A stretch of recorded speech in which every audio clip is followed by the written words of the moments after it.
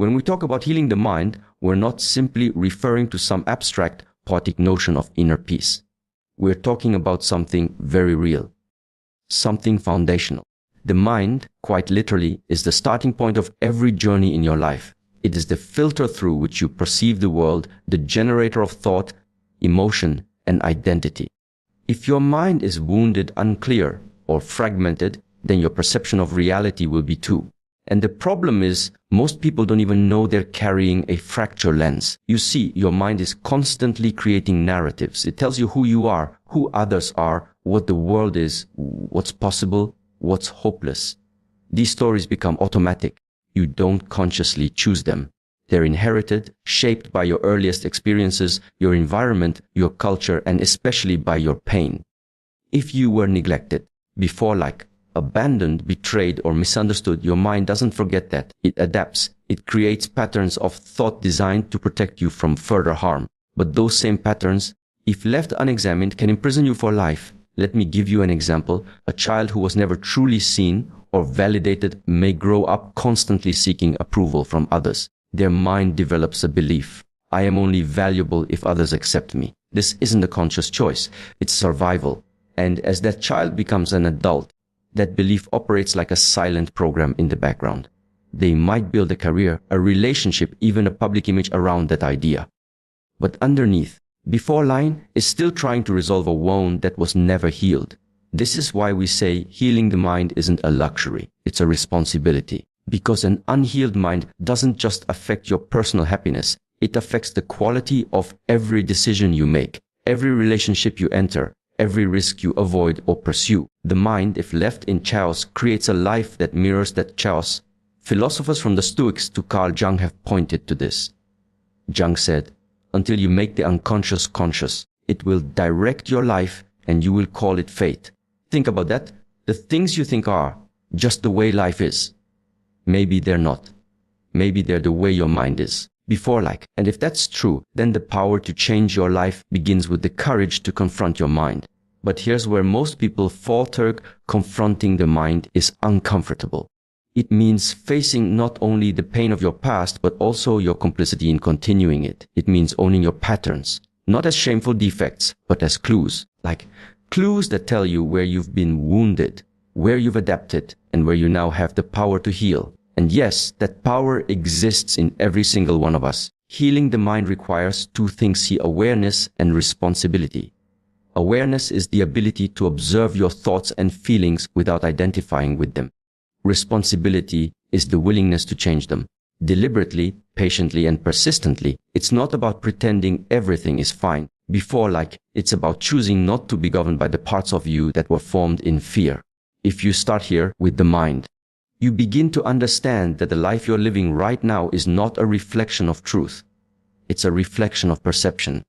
And when perception is healed, before like when the internal narrative changes, the external world starts to respond in kind. That's not magic. That's psychology. That's philosophy. That's reality. You don't have to control the whole world to heal your life. You just have to reclaim the one thing that shapes every experience you'll ever have in your mind. Before like, and here's the truth you can't ignore. The quality of your mind becomes the quality of your life. Heal it and everything begins to change. We live in a culture that treats emotional pain as an inconvenience, something to be buried, minimized, or medicated away. We've been taught to fear vulnerability, to avoid discomfort, and to pathologize sadness as weakness. But here's the uncomfortable truth: if you want to heal your life, you have to be willing to feel the pain you've spent years trying to avoid. There is no transformation without confrontation. Emotional pain, grief, shame, heartbreak, regret deserves acknowledgement, not suppression. Let me be precise here. Pain is information. It tells you something about who you are, what matters to you, and where something inside you has been violated, neglected, or lost. And if you ignore that message, if you suppress it, you don't destroy the pain, you internalize it. It doesn't go away. It becomes resentment. It becomes depression. It becomes anxiety, addiction, rage, or numbness. You start acting it out without even realizing it. The mind stores what the heart refuses to process. Now, from a psychological perspective, this is called repression. The ego, your conscious self, pushes painful experiences out of awareness because they're too overwhelming to deal with. Before like, and that makes sense, especially in childhood when you don't have the tools to make sense of trauma or loss. But those repressed emotions don't disappear. Before like, they live in your unconscious, shaping how you react, how you relate, how you love or fear love. Carl Jung called this the shadow. The parts of yourself that you've disowned because they felt too dangerous, too painful, or too shameful to face. You have to understand, what you repress, you become enslaved to. If you never face the anger you buried as a child, it doesn't make you peaceful. It makes you passive, aggressive, or chronically resentful. If you never grieve a lost relationship, you may start sabotaging new ones to protect yourself from feeling abandoned again. The emotions you suppress become the architects of your suffering. And let me tell you something else. Your emotional pain is not random. It is specific. It is often tied to very early moments, pivotal relationships, formative wounds. These aren't just memories, they are psychological anchors. Until you revisit them, before like, not to relive the pain but to understand it, you remain a prisoner of the past. You start reacting to the present through the lens of unhealed wounds. But here's the redemptive parting. Before like, the act of acknowledging emotional pain is itself healing. The mind doesn't need you to be perfect, it needs you to be honest. Before like, when you allow yourself to feel sadness without distraction, to sit with your shame without judgment, you begin to integrate those fractured parts of yourself. You bring coherence to the self, and a coherent self is a powerful self. This is why journaling, therapy, deep conversations, even storytelling matter. They give form to the formless. They allow you to see patterns you didn't see before. You begin to realize that pain isn't the enemy. Daniel is. When you stop running from your pain, something remarkable happens. It stops chasing you. Now, this doesn't mean wallowing. Feeling pain is not the same as indulging in it. It's about processing it, learning from it, and letting it transform you. And that requires courage. But the alternative, emotional stagnation, is far more costly. A life lived in emotional suppression is a life lived in quiet despair. So the next time you feel that discomfort rising in your chest, don't silence it. Don't numb it. Ask it what it's trying to teach you. Because behind every wound is a lesson, and behind every lesson is an invitation. To grow, to heal, to become someone capable of living fully, not just surviving quietly. And here's the final thought: your pain is not the end of your story. It's the doorway to your transformation. Walk through it. Before like, love is one of the most powerful forces in human experience. It can elevate you to unimaginable heights of meaning, connection, and purpose. But it can also leave you devastated, wounded in ways that shape how you see yourself and how you move through the world. And this is the paradox. Before like, love can be both the wound and the remedy. Many people walk around today with unhealed love stories. They may not say it out loud, but something inside them still aches when they remember the person they lost, or worse, the person they never truly had. That ache isn't just an emotional nostalgia, it's psychological residue. When love goes wrong, when it's cut short, betrayed, or never fully expressed, it leaves a trace. And that trace doesn't just disappear with time. It lingers in the mind, forming beliefs about worth, trust, intimacy, and vulnerability. From a psychological point of view, before like, early love experiences, especially the first deep emotional connection, become templates. They shape your internal working model of how love operates. If that experience ended in confusion or rejection, you may unconsciously develop a belief that love is dangerous or that you're unworthy of being loved. And here's where it gets more complex. You will likely reenact those beliefs in future relationships, not because you want to suffer, but because the mind seeks familiarity, not happiness. It seeks what it understands, even if that understanding is rooted in pain. This is why revisiting your personal love story is not just a sentimental exercise. Before like, it's a necessary confrontation with the beliefs you've built around human connection. The way you remember that first love. What you made it mean. Before like, how you integrated the loss or the longing. Those things matter. They influence whether you open your heart again or build walls around it. They determine whether you pursue connection or avoid it out of fear. And it isn't just about romance. It's about how love as a force interacts with your psychology. Before like, love has the potential to rewire the brain. Functional MRI scans show that emotional closeness lights up the same neural pathways as physical safety. We are biologically wired to need connection. So when love fails us, it's not just emotional, it's existential. It shakes the foundations of who we are before like. But here's the transformative part. The same love that wounds us also offers the blueprint for healing. When you examine your pain through the lens of compassion, when you reframe your loss as a lesson instead of a failure, something shifts. You stop seeing love as a danger to be avoided and start seeing it as a force to be approached wisely. You realize that it wasn't the love itself that hurt you. It was the fear, the miscommunication, the expectations, the unresolved wounds you brought into it. And now you have the power to do it differently. Healing the mind requires revisiting those early chapters, not to dwell, but to understand. Not to revive the past, but to reclaim your agency in the present. Because every time you heal a part of yourself that was shaped by a broken love, you make space for a deeper, truer love to emerge, both toward others and toward yourself. And let's be honest, many people are afraid to love again, not because they don't believe in love before like, but because they haven't healed from the first time it broke them. But if you let that fear run your life, then the wound wins. Then pain becomes the author of your future. You cannot live fully if you fear the very thing that makes life meaningful. Love will always involve risk, but a life without it is guaranteed suffering, a slow erosion of the soul. Before like, you heal your mind not by avoiding love, but by learning how to love with wisdom, courage, and open eyes. So here's the insight to sit within. Before like, the love that once hurt you can also be the path that heals you, but only if you're willing to face it, understand it, and let it grow you. Before like, forgiveness is one of those words that people throw around a lot, especially in self-help circles. But very few actually understand what it really means, let alone how to practice it in a way that leads to genuine healing. We often think of forgiveness as something we do for others, some kind of moral charity, a noble act of letting someone off the hook. But that's a shallow view. True forgiveness is not about letting others off the hook. It's about releasing yourself from the psychological burden of resentment. It's a radical act of mental liberation. You see, when someone wrongs you, whether it's betrayal, neglect, humiliation, or abandonment, it doesn't just hurt in the moment. It plants something inside your psyche. If that injury is not processed and resolved, it festers. Before like, you start carrying it with you like a weight, often unconsciously. And over time, that weight distorts your emotional world. It turns into bitterness, into mistrust, into chronic anger or passive despair. You might say you've moved on, but neurologically and emotionally, the experience still lives inside you. From a psychological perspective, before like, unforgiveness is a form of self-imprisonment. You become tethered to the event, to the person, to the identity of the one who was hurt. That identity can be seductive. It makes you feel morally superior, justified in your pain.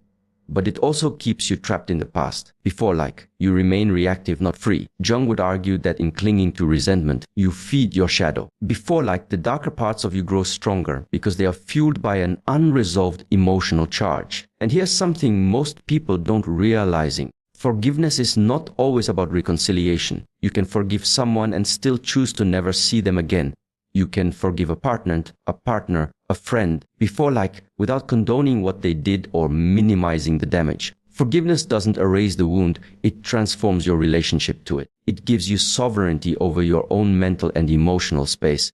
One of the most important aspects of forgiveness is recognizing that it often has very little to do with the other person. It's an internal process. The other person doesn't even need to apologize. In fact, many never will. But if your healing depends on their remorse, you've given them control over your future. That's not strength. That's emotional dependency disguised as justice. Let's be clear, easy. Forgiveness, especially in cases of deep betrayal, requires tremendous strength. It means confronting your pain, not bypassing it. It means grieving what was lost and accepting what will never be repaired. And most importantly, it means taking back responsibility. Not for what happened to you, but for how you carry it forward. This is not weakness. It's the highest form of psychological maturity. To forgive is to say, this pain no longer gets to define me. And that declaration is what creates space in the mind for something new. New love, new clarity, new possibility. Before like, you stop being a prisoner of the past and become an architect of the future. And perhaps most radically, forgiveness must also be extended inward. Many people can't move forward because they haven't forgiven themselves. for staying too long, for missing the signs, for not being stronger, for being vulnerable. But healing doesn't come from self-condemnation. It comes from self-compassion. It comes from recognizing that you did the best you could with the awareness you had at the time. That doesn't mean excusing everything. It means understanding it so you can outgrow it. So let's stop thinking of forgiveness as a gift you give someone else. It's not. Before, it's a key. And that key doesn't unlock their freedom. It unlocks yours. Here's what it comes down to. You can carry the weight of what hurt you before, or you can choose to set it down and walk forward. But you can't do both. One of the greatest illusions modern people live under is the idea that they can think their way into healing. That if they just read enough, analyze enough, before intellectualize enough, they'll eventually sort everything out. And while insight is important, healing is not purely a cognitive process. It's embodied. Before it requires more than knowing. It requires living differently. This is where discipline comes in, not as punishment, but as structure. A mind in chaos cannot heal in an environment of chaos. It needs order, needs rhythm. It needs practices that reinforce clarity, strength, and stability over time. Now, when I say discipline, I don't mean rigid control or obsessive perfectionism. I mean a commitment to daily habits that align your life with your values and with reality. The truth is, your nervous system doesn't respond to occasional breakthroughs. It responds to repetition, to patterns. Your brain changes through what's called neuroplasticity, repeated behaviors, thoughts, and choices that create new neural pathways. That means if you're serious about healing your life, you need to take responsibility, not just for what you feel, but for what you do consistently. The philosopher Aristotle said, "We are what we repeatedly do." Excellence, then, is not an act, but a habit. And that applies to mental health just as much as anything else. If you want a stronger mind, you need stronger patterns. If you want inner peace, you have to stop practicing chaos. That's why daily rituals, journaling, exercise, meditation, prayer, meaningful conversation are not luxuries. They're essential. They anchor the self. They create psychological predictability in a world that constantly pulls your attention in 1,000 directions. The problem is people underestimate the cost of not having structure. They tell themselves, "I'll get to it when I feel better." But that's not how the psyche works. You don't wait to feel motivated to act. You act, and the action creates the motivation. Discipline precedes emotional clarity, not the other way around. Let's take a simple example: sleep. Chronic sleep deprivation doesn't just make you tired. It distorts your cognition, inflames your emotions, weakens your immune system, and amplifies anxiety. You can't talk your way out of that. You need discipline. You need a bedtime, a wind-down routine, a reason to respect your biology. The same applies to food, to movement, before to screen time. These are not minor details. They are the architecture of your daily reality. If you build your days with care, your mind becomes a safer place to live in. But here's the deeper truth. Discipline is also spiritual. It is a declaration of what you believe you're worth. Because no one creates structure for something they don't value. Before if you believe you are worthy of healing, worthy of peace, then your calendar should reflect that belief. If it doesn't, you're lying to yourself. Before healing isn't about waiting for someone to rescue you. It's about showing up for yourself every day with integrity, whether you feel like it or not. Before and that's another thing. Feelings are not always reliable indicators of truth. Just because you feel hopeless doesn't mean you are. Just as because you feel broken doesn't mean you can't function. Discipline allows you to act from principle, not just emotion. It creates a stable floor from which deeper healing can emerge. So, no, this isn't glamorous work. It's not always profound or poetic. Sometimes it's just doing the right thing again and again, quietly, even when no one sees. But that's how you reclaim your power. That's how you tell your mind, before we're building something better now. And here's the challenge I leave you within if you want to change your life. Start by mastering your day, because healing isn't found in the extraordinary, it's built in the ordinary, repeated with devotion. There comes a point in every journey of healing where you must stop looking backward and start looking forward. Not out of denial, but out of necessity. Before you cannot create a meaningful life if your entire focus is on the wound. There is a time for understanding your pain, a time for grieving it, a time for integrating it. But then there must come a time when you make a decision to live from purpose rather than from trauma. That's where the real transformation begins. Too many people get caught in what we might call a psychological loop, cycle of endless self-examination, perpetual processing, and emotional recycling. And while introspection is important, it becomes counterproductive when it lacks a destination. Healing is not the goal, it is the foundation from which you pursue your real goal.